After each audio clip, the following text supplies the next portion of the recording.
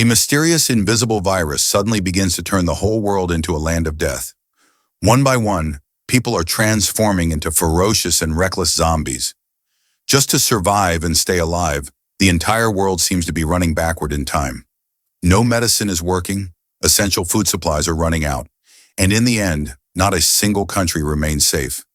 Even major organizations like the World Health Organization and the UN start backing off and fleeing. Today we will explain the breathtaking 2013 film World War Z, where the battle between life and death seemed to surpass even reality. At the beginning of the movie, we are introduced to a former UN investigator named Lane. It looks like he is living peacefully with his family. On TV, news is showing that martial law has suddenly been declared without any official notice. And today is his younger daughter's birthday, so the whole family has gone out to celebrate. Normally, the city streets don't get this jammed. Suddenly, a police bike rushes by and smashes Lane's car mirror. Curious to understand what's going on, Lane gets out of the car, but another cop immediately tells him to stay inside and warns him not to get out again. Just then, a massive truck comes crashing in and violently hits the police officer, destroying everything in its path. Within moments, total chaos breaks out everywhere. Lane quickly drives off, trying to get his family to a safe place. But things have gotten so bad that he's eventually forced to abandon the vehicle. Meanwhile, we see a girl sprinting at high speed and attacking another car. With extreme violence, she drags out the boy inside and bites him several times before running off. All of this happens right in front of Lane's eyes. He observes closely and realizes that within just 10 seconds, the bitten boy loses his original self and transforms into a zombie. He then begins to bite each member of his own family, one by one. At this point, Lane finds a large RV nearby. Somehow he gets it started and drives away from the terrifying scene. Chaos is spreading like wildfire. Cities, streets, bridges, nowhere is safe anymore. Suddenly Lane gets a call. A man named Thierry is speaking from the other side. It's his former colleague. Apparently Thierry is still working in his old position and tells Lane to send his location within the next hour so they can come and pick them up. As night begins to fall over the city, they stop by a supermarket to gather some essentials. People are grabbing whatever they can. Things have gotten so bad that even police officers are taking supplies and walking out. After collecting the necessary items, Lane contacts Thierry again and shares the address of a building. Thierry assures him not to worry and tells him to hold on until morning when he'll come to pick them up. All they need to do is survive the night, but danger isn't done with them yet. After entering the building, Lane sends his wife and children upstairs first, then shuts the door behind them and goes down again. Because there was no electricity, it was quite difficult for them to walk in the dark. At that moment, his younger daughter gets lost. Meanwhile, the zombies are breaking through the gate. While searching here and there, Lane sees her standing in front of a door. Across the entire building, only one family remains who hasn't left yet. Without saying a word, Lane enters their flat with everyone. Luckily, the family seems kind. Lane immediately turns on the radio to hear the news, where it's advised that people stock at least a week's worth of food and not leave their homes. Before dawn, Lane starts preparing himself and tells them to come along. Then we learn that Lane has faced similar crises before. Based on that experience, he tells them, during times like these, staying in one place is never a solution. Those who move forward are the ones who survive, because no matter what, life always moves on. Realizing they won't come, Lane wastes no time and heads to the rooftop with his family. Zombies were already lying in wait on the way. Sending his family ahead, he faces them alone. At one point, a zombie overpowers him and he can't get back up.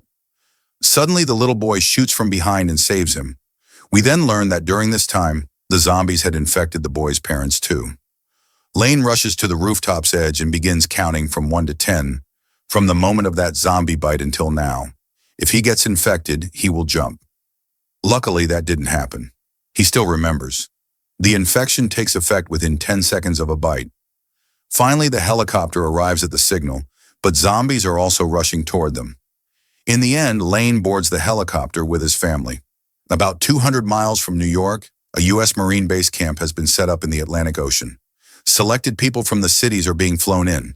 Lane is one of them. Thierry wanted him to be useful in this crisis. Based on their past work, Thierry had full faith in him. Initially, Lane didn't want to leave his family, but seeing the state of the world, nowhere was safe anymore. The deadly virus was spreading fast through every populated area. Considering everything, he agreed to Thierry's request. Their next destination? An airport in South Korea. The last email came from there, and it's believed the virus originated from that location.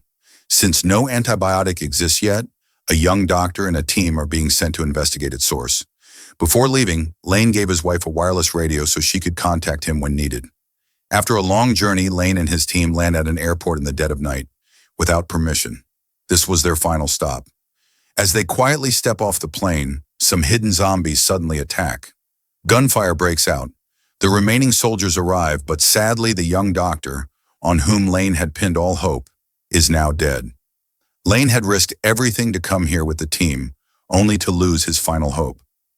People at the base ask him about the state of other cities, and they are shocked by his answer. No city is safe anymore.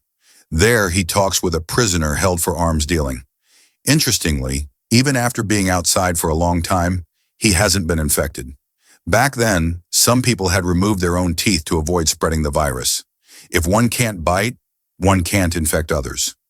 Many here see this as a form of willful self-protection. Within 24 hours, 23 million people removed their teeth, one of the most extreme historical examples of mass problem solving. But this couldn't be a real solution. Then Lane learns that not a single person in Israel has been infected yet. Why? Because they've built a massive wall around the city, and no zombies have been able to get past it. He tells Lane not to waste time and go to Jerusalem. Something will surely work out there. Remembering something, Lane sets off immediately. While boarding, the captain warns them to be cautious. Zombies don't die. Even a small sound can awaken them. Since the plane needs fuel, they're sent ahead on bicycles so they can board first, and the fuel truck follows. Everything goes as planned, but the captain doesn't return to the camp. Now Lane's plane is airborne. Scene shifts. Lane arrives in Israel. An Israeli army team receives him and takes him to a man. In their conversation, we understand that the origin of the virus doesn't matter now. What matters is finding a solution. They go to the far end of the city where there's a huge wall with a road through it, and people are constantly being brought in. Their belief is the more people they bring inside, the more the spread of the virus will reduce. We see crowds celebrating with loudspeakers. The mic sounds attract zombies from outside, who begin rushing toward the noise. Soon, zombies climb the wall, forming a tower. Chaos erupts. A safe place turns into a war zone. Helicopters try to stop them. Lane once again witnesses a pandemic unfold before his eyes. He never imagined such an event would occur in his presence. I don't know why the American filmmakers insulted Israel like this. First, they mocked Korea with the tooth-pulling story, now Israel too. Anyway, amid all this, Lane notices something. A zombie runs past an old man, but doesn't bite him. Even in this chaos, the thought lingers. Then he sees the same with a teenage boy. Zombies run past him too without touching. All of Jerusalem is shown in a mess. At one point, the lady officer with Lane gets infected. Without delay, Lane uses a sharp knife to chop off her infected arm and counts from 1 to 12. By the time the count ends, her bandage is done. Lane notices she's still normal. Everyone rushes to the airport. That's when Lane realizes his plane just left moments ago. But so what? The plane hasn't taken off yet.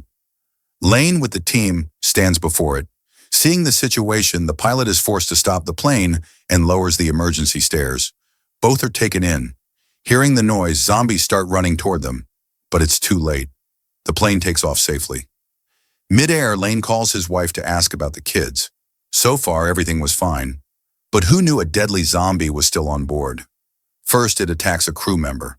Then one by one, others get infected. Before the news spreads to the next cabin, Lane tells everyone to stay quiet. Even the slightest sound could bring the zombies in. Silently, they try to block the middle door with bags. But fate strikes. A bag accidentally drops. At once, all the zombies from the other side rush in. With no choice left, Lane grabs a hand grenade from the officer and throws it mid-plane. The explosion blasts zombies out of the aircraft. Since Lane and the officer were seated in front, they're mostly unharmed. But the plane can't reach its destination. It crashes over a mountain, landing on dry ground. Lane regains consciousness, injured, and sees the lady officer still normal. An Israeli soldier. Truly brave. Anyway, they're already near their destination. The whole city is deserted. Under WHO orders, no one is allowed to leave home indefinitely. Though no zombie outbreak happened here yet. Why this lockdown? We may find out soon. Meanwhile, the ship's captain gets word that the plane carrying Lane is missing. Assuming Lane won't return, he informs Thierry that keeping Lane's family on board is no longer possible as he can't break protocol.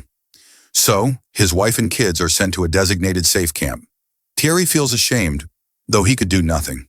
Meanwhile, Lane and the female soldier arrive at the WHO research center. After regaining consciousness, Lane meets the staff. From this long journey, he's sure now, the virus doesn't target sick or weak bodies. It seeks healthy hosts to spread faster. Their biggest weakness is weakness itself. Lane also explains, if no sound reaches them for days, zombies won't attack. But loud noise triggers their aggression. Everyone agrees with Lane's final theory, especially since a sample test in a separate wing recently infected all staff there. That section was sealed instantly. That's why the city remains under lockdown. Though people understand him, none are ready to act. The test needs a living subject, and no one volunteers. To their surprise, Lane offers himself. Shocked but silent, they let it pass. But there's a problem. The experimental vaccine is stored in the infected wing, with around 80 zombies inside. Left with no choice, Lane, the officer in charge, and the female soldier decide to go in. Armed carefully, they enter. The gate is sealed behind them, and others monitor via CCTV. Inside is dead silent. Any noise can alert the zombies. As they proceed, the female soldier shoots a zombie, triggering chaos. Zombies swarm them. They flee.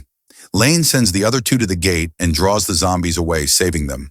The woman then guides Lane to the locker code via phone. Inside, Lane grabs the medicine box, but spots a zombie behind a glass door. Its aggression scares him, yet he takes a bold step. Observed via CCTV, Lane loads vaccine into a syringe and injects himself. He weakens, and the zombie's behavior shifts. Lane opens the door. The zombie now faces him but seems unaware of his presence. The idea works. He locks it in and walks out. He drops cold drink bottles to attract zombies but stands unharmed. None touch him. He exits and injects an antibiotic to counter the vaccine's side effects. Lane then reunites with his family at the refugee camp and reports everything to WHO. The organization quickly launches a global containment strategy. Though not a true vaccine, it's a unique defense mechanism. No antibiotic cure exists yet, but humanity is no longer helpless. With a working method in hand, it's only a matter of time. As infection rates drop, zombies are rounded up and either bombed or burned. And with this event, the movie story comes to an end. If you enjoyed the video, don't forget to leave a like and subscribe to stay with us. Allah Hafiz.